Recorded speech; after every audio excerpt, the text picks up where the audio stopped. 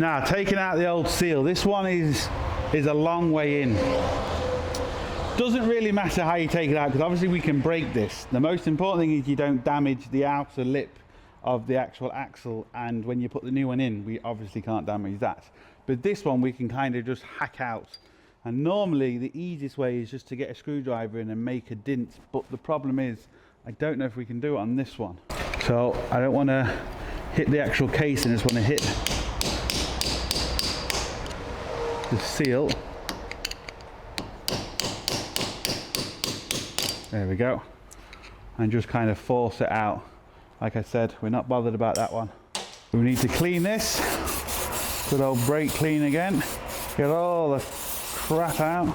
Ready for a new one. Now what you have to be careful is here, you don't crush it, you don't make it misshapen, and the actual girdle spring, which you can just see it there, you need to make sure that stays in. Now sometimes you do pop out as you're hitting them in. It's not a problem as long as you put it back, because if you don't put it back, it's just going to leak. Have to be so careful.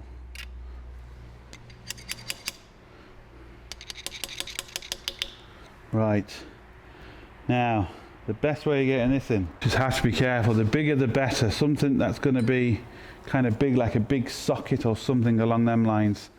And then just very gently hit it around and pop it in. Well, look at that, that's absolutely perfect.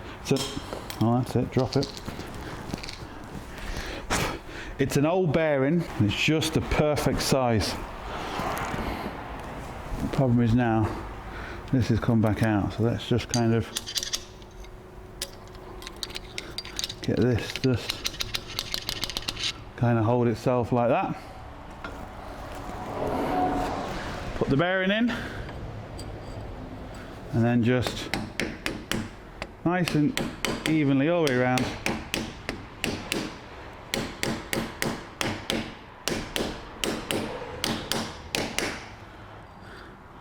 No harm to check just to make sure it's going in level, and if it doesn't, just hit the side. That's not going in. Check again. It's going in nice.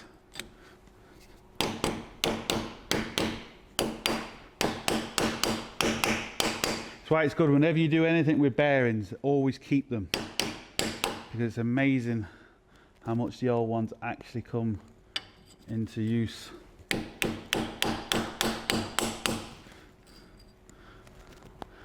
Now that's in all the way home. That was just a little bit of luck with that. Now I'm going to clean that, all the crap off it.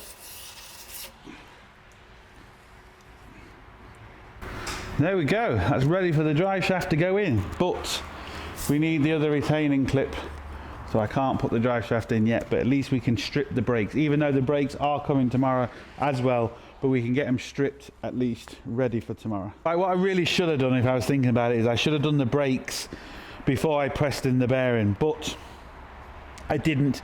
If I had the brakes with me, I suppose I might have done, but anyway, it doesn't matter. It'll make life a little bit easier, but not the end of the world. One thing I'm going to do first is just take off the bottom spring.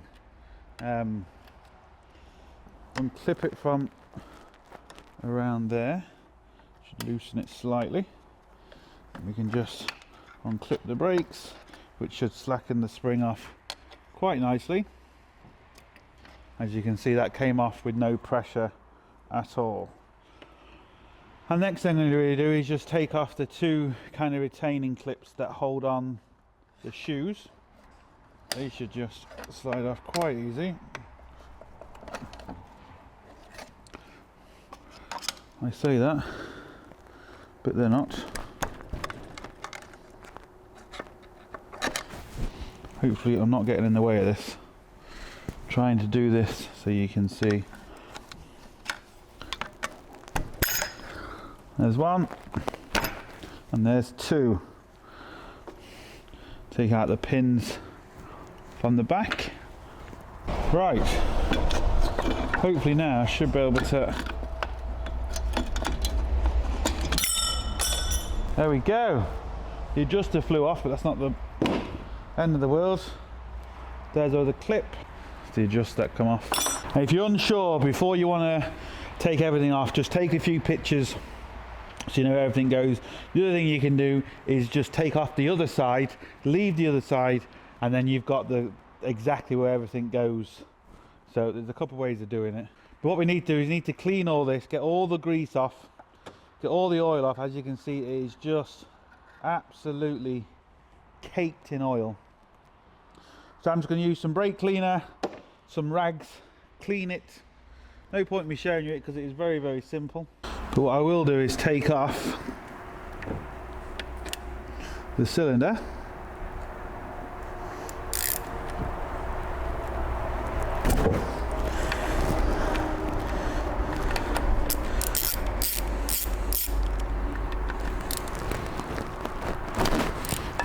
Two 8mm on the back.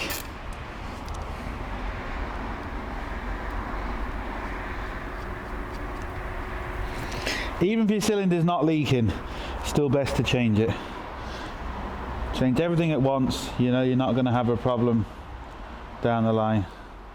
So there's two little 8mm, and this should come off.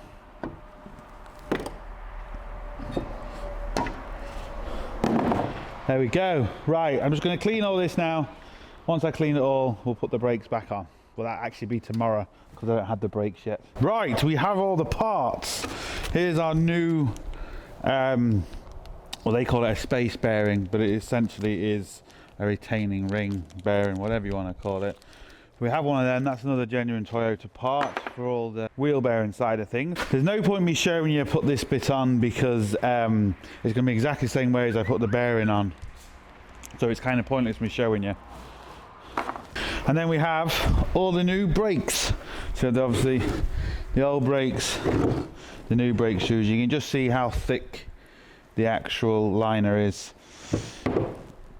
New cylinders. Now, what I really should have done is I should have put the brakes on before I put the bearing in.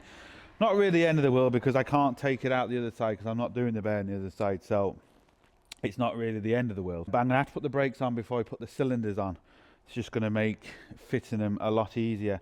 These are the parts that popped off yesterday. Just the spring and the little adjuster to keep the adjuster in place. Not really that big of a deal. Another thing that can happen with brakes is they can look all good, but you might feel your handbrake is sticking and not releasing properly, and this can be the problem. This bar here can sometimes seize, and if the bar seizes, just replace them. But if your handbrake is tight and when you release it, it sticks on, it's most probably this. Could be the handbrake cables, but this is another cause that it could actually be, so bear that in mind too. Right, so as you can see, it's really simple enough. Just one big spring, as we can see, and then this is our adjuster. So we've got to try and take this off now without completely springing and smacking us in the face. So what I'm going to do is just release the spring, or try anyway.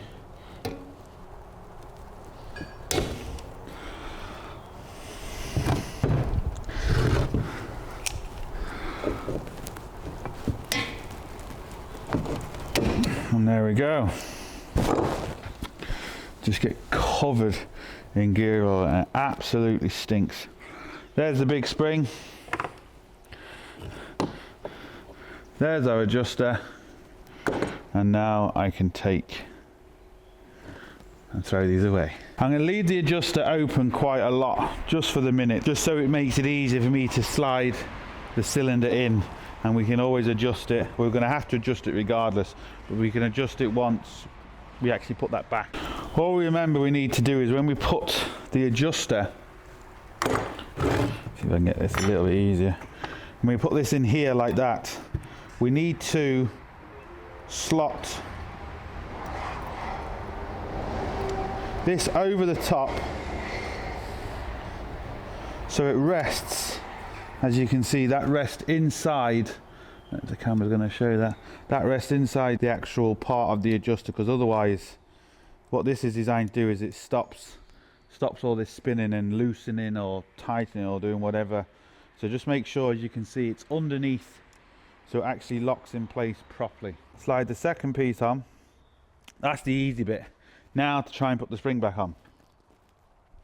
which can be quite dangerous. Sounds simple on the face of things, just put that clip inside there and it should be simple, but it never is. So the next thing we need to do is get the spring, this big powerful spring on. Now, it goes, if I just turn this up,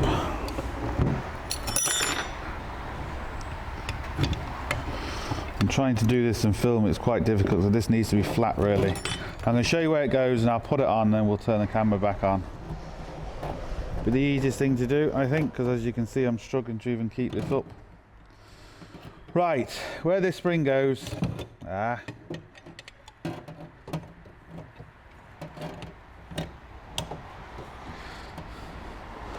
where this spring goes is on the back of here, and we need to get that to this hole here. So once I've done that, we'll continue. Right, as you can see I've done it. Now, if the adjuster is actually all the way in, it will be easier to do that. It's just, I did it that way and you'll see why later on. Now this little hook also has to come over here and on there. That little hook just hooks over the spring and over the adjuster. Now, this fell out as I was doing it, not a big deal, we can put it back. We just need to make sure we get it in the right place underneath. What we can do with that is, I'm struggling to get that on because this needs to be all opened up and in the right place before this will kind of go on properly. So we should be able to put this on once we actually put the shoes inside on the backing plate. Have to be careful because this could still kind of spring and all kind of fall apart on you, which you don't want. So I'm just going to put that in roughly in place, just like that. It's going to be a bit of a pig to put the cylinder on, but then it would have been a bit of a pig once the cylinder's on to get that in there. So it's kind of, it's just one of them things. I'm going to do it this way and see. Oh, I forgot to put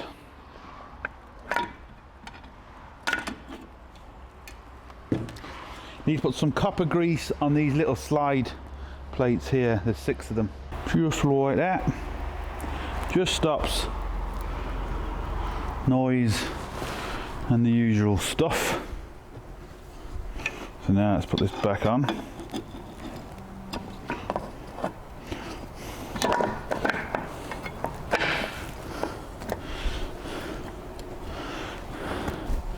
Now, see if we can get these clips on. Fairly handy, or else they're going to be a bit of a nuisance.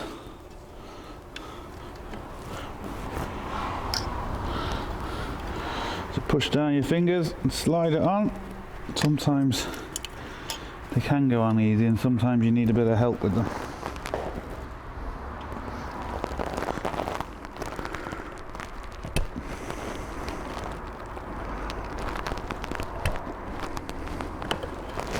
As you can see, I'm just squeezing it down with the pliers and hopefully be able to hook it underneath. Sometimes this works, sometimes it doesn't. It just depends on the angle you can actually get this down at. And lucky enough, on this one, it worked. So that just holds it in place for me a lot better. So I'll just show you again. Just got some pliers. Sometimes, like I said, you can push them down with your fingers, but I was struggling on this one.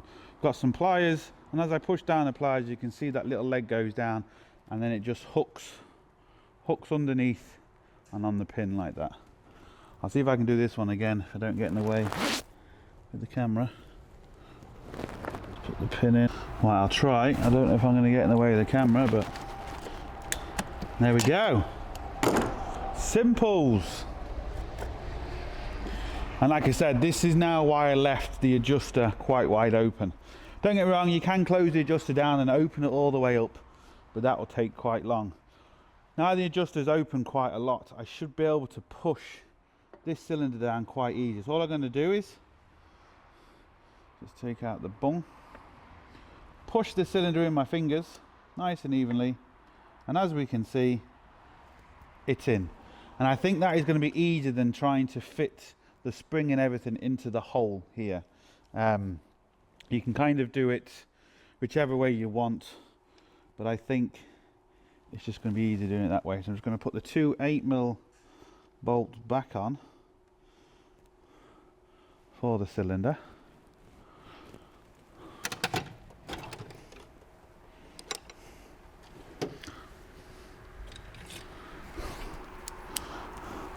Use my new ratchet. Look at that. Oh yeah. Done a review on this if you want to see it, if you haven't already. And if you haven't, why haven't you? Hey, hey. So just screw this in.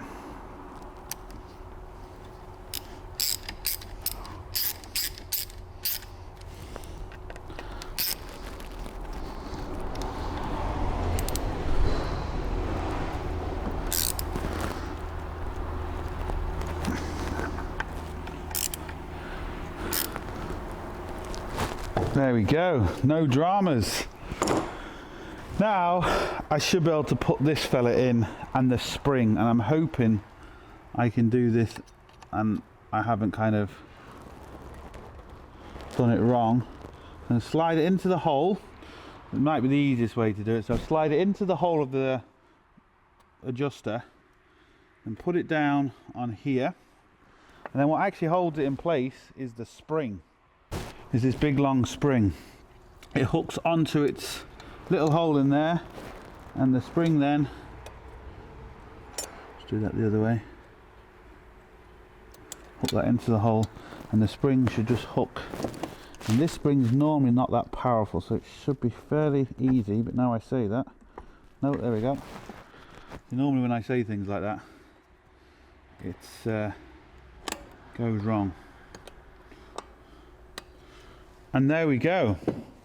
Hopefully now you can kind of see that. The camera a bit closer. You can now see where that's gone. Slide in the hole. The spring comes all the way down and goes into that place there. It's just the bottom spring now. And the bottom spring goes under here. But what's always easy is to put it on top and then put the spring underneath. Because when you try and put the spring underneath first, sometimes, not all the time, and I'll try it this time, watch it be okay. But sometimes it's a lot harder doing it that way. I'm going to try it on this one. That went in quite easy. But what I normally do is I put the spring on the top and just get a screwdriver and let it bend around there. It's just normally easier. Right, this is now really essentially done. Handbrake cable obviously has to go on, but that can go on once it's in, which is good, and it should be, again, fairly straightforward to do the handbrake on this. So all I'm going to do is I'm going to push that chain clip on, or wheel, or what do they say, bearing clip, or whatever they called it, on, and then we'll get ready and we'll put this fella in. Right, as you can see, I've got the ring on. The way I did that, I had to go from the back, had to slide it in very slowly with a bit of lube, just so you know you get it in, it's tight, it's sorted. Now, there is an O-ring here, so you want to make sure the O-ring is there, it's not split, it's not doing anything, because that will stop all crap getting into the ABS sensor. There's also an O-ring on the ABS sensor, need to make sure that's there.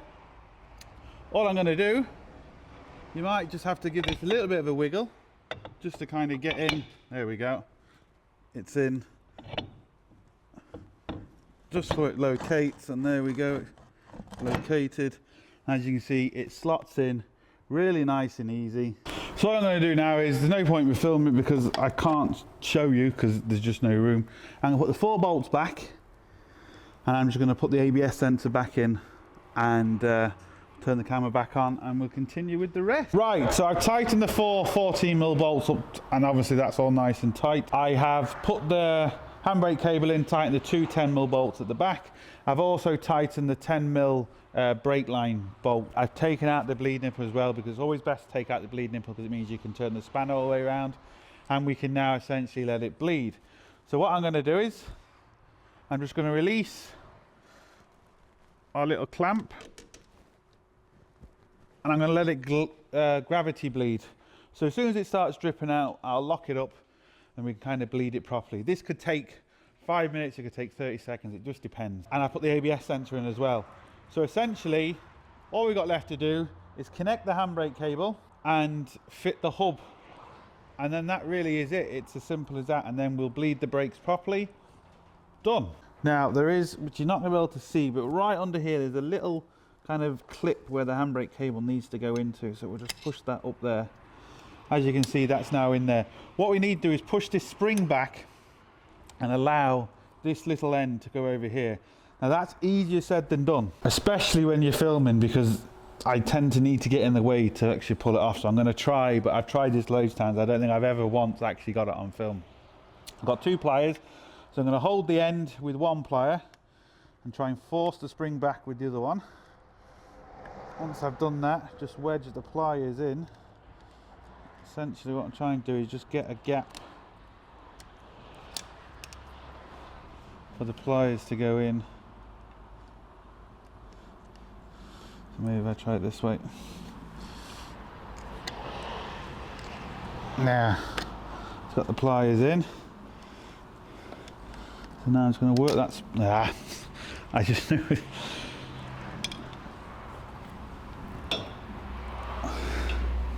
What I'm trying to do is push the spring back enough to put something in so I can wedge it back, but I just know that I'm not going to be able to get this on camera. I'm just not going to be able to get on camera because I need to move. Anyway, all I need to do is push the spring back, so allow this end to come this side and the spring goes that side, and that will then work the handbrake cable. That's what I'm going to do. As soon as I've done that, we'll continue. Right, so I've done that, managed to get it in, and then the cylinder started dripping, so I've put the bleed nipple back. All I've got to do now is fit the brake shoe. I've loosened it off a little bit because I know it's going to be way too tight, but I don't know how much I need to go. So this, you have to take it on and off, on and off, on and off till you get the right fitment. It can be frustrating.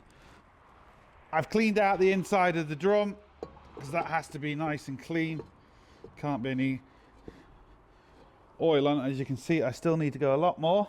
What we're looking for is it to fit on, but there's to be a drag. We need to feel some kind of a drag on it, not to be spinning too freely. That means that the shoes are quite close to the actual hub, so we'll get a good handbrake. After a few days driving, you have to adjust the handbrake, but you can do that from inside. So all I've got is a screwdriver, and I'm just turning this adjuster screw in.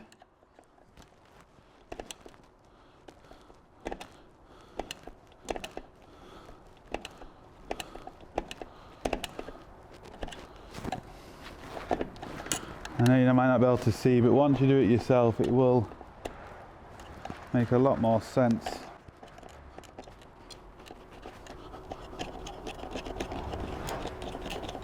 Now, you might have to do this 3 or 4 times. It is annoying, but we want to make sure our brakes are in the middle.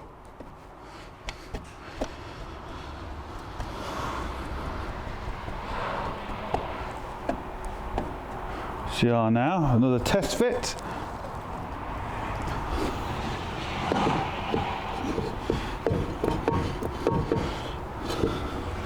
We're getting there, but we're still not there. What I'm going to do is, there's no point me showing this because this is just going to be seriously boring. Adjusting it, try and fit it, adjusting it, try and fit it. Once I've got it fitted, I'm going to keep screwing it in. Once I got it fitted, I'll turn on the camera to kind of show you the drag. And then that's more or less it, apart from leading. Right, after about the 15th millionth time of putting this on and off, I've got it.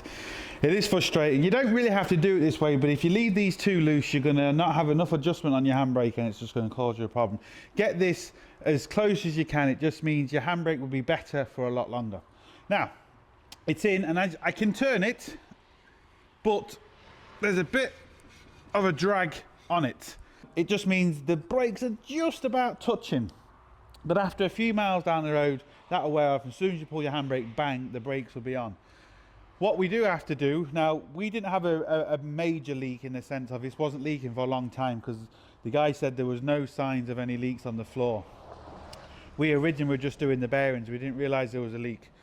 But if you do have a leak, obviously check your diff oil because, you know, if you've had a leak for a few months, well, you could have no diff oil left and diff goes bang. All we've got left to do now is bleed it. Really as simple as that. And I've done loads of videos on bleeding, and there's loads of different techniques if you're on your own, if you're with someone else, but I'll show you again another way that I use sometimes with a big PVC pipe on how to bleed it. I'm going to do the far side, it's just a bit easier to do it the far side, so I'll show you how to bleed it. And then put the wheels on, sorted, done, dusted, out, see you later. Right, as you can see, I got the driver's door open. I'm doing the far side because it's just easier to film. You can do all 4 wheels with this, but it's easier on this side. All I'm going to do is I've got this long PVC pipe. I'm going to hit the camera before I do anything. Get on the brake pedal, and I'm going to pump the brake pedal till it goes hard, and then keep a lot of pressure on it, and at the same time release the bleed nipple. Feel the brake pedal going all the way down. I can hear all the air coming out. Lock it, pump it again. There we go. Hopefully you can see me doing this. Hold it firm. Get that on there again. Now I can feel, or you can see, hopefully, all the fluid coming out. Do it one more time, just to be on the safe side, even though I heard the air come out the first time, but I don't know why it's not loosening now. Loosen now. There we go, all the way down. Tighten the bleed nipple up. There we go. Pump it. And that's it. Do the same to the other side, and it's bled. Now, if you've got someone, obviously it's easier. I have got another tool where you put pressure in the system and it does it, but it means putting it down off the lift and doing all that. So sometimes I just do that because it's just easier, depending on my situation. I'm just going to make sure this is definitely tight. Put the dust cover back on. There we go, sorted. So look, hope this helps. Now you know how to do back brakes and the bearing on one of these. You do need a bearing press or something along them lines to do it. But that's it really. And that's it. So look, hope it helps. Thumbs up, subscribe and all that. Tell everyone, all that. Links down below. Follow us on Facebook, Instagram and all that. But most importantly, don't forget, get your hands dirty. See you for the next one.